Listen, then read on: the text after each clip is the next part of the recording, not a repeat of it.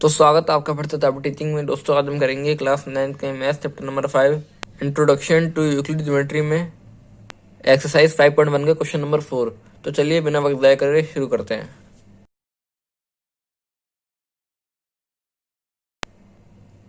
दोस्तों क्वेश्चन है, if a point C lies between 2 points A and B. अगर कोई पॉइंट सी लाई करे 2 पॉइंट के बीच में ए और बी के, सच डैट इस तरीके से A C is equal to B C, जब ए सी और बी सी बराबर आए, then prove that A C is equal to half A B. तो प्रूफ करो जो ए सी होगा वो ए बी का हाफ होगा। Explain by drawing the figure. Figure बना के इसे एक्सप्लेन करो। तो दोस्तों फिगर मैंने पहले बना ली है, जिसमें ए बी एक लाइन है और इसके बीच में एक पॉइंट है सी, जिससे क्या हो रहा है ए सी जो है वो इक्वल आ रहा है बी सी के।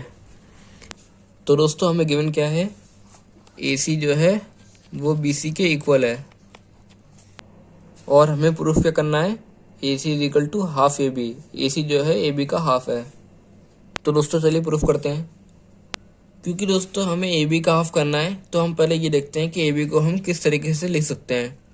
तो दोस्तों A B is equal to हुआ क्या, ये पूरा ए बी जो है इसको हम ले सकते हैं ए सी प्लस बी सी। इन दोनों को प्लस करके हमारा ए बी आ जाएगा। तो मैं लिख देता हूँ A B is equal to A C plus B C.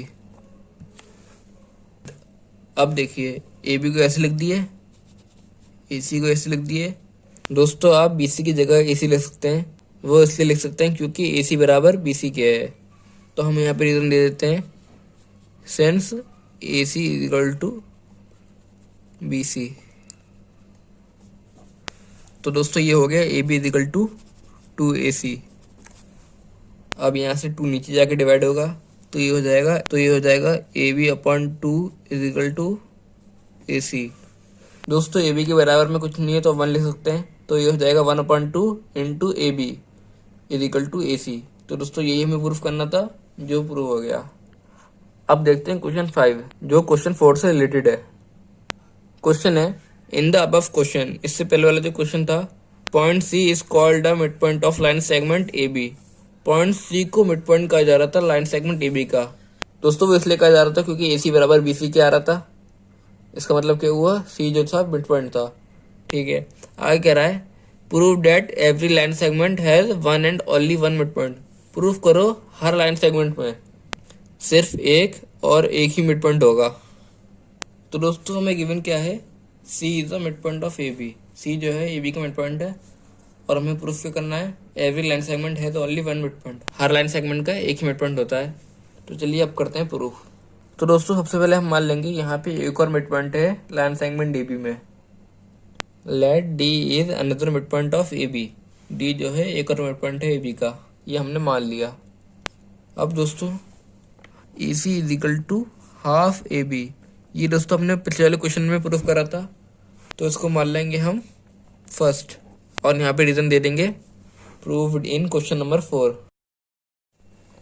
Since D is the mid point of A B, क्योंकि दोस्तों डी मिड पॉइंट है ए बी का, therefore A D is equal to half A B. इसका मतलब क्या हुआ, जो A D होगा ये इस पूरे का आधा होगा। ठीक है, तो इसको मान लेंगे हम सेकंड। जिस तरीके से A C is equal to half A B हुआ है उसी तरीके से A D is equal to half A B होगा फ्रॉम फर्स्ट एंड सेकंड। तो दोस्तों फर्स्ट और सेकंड से क्या देखा जा रहा है, ए सी बराबर है हाफ ए बी के और ए डी भी बराबर है हाफ ए बी के। तो दोस्तों इसका मतलब क्या हुआ, ए सी और ए डी भी आपस में इक्वल होंगे।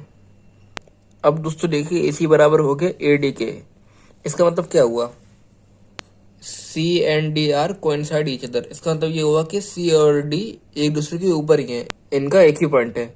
और वो दोस्तों ऐसी हुआ, मान लीजिए ये लाइन है हमारी ए सी।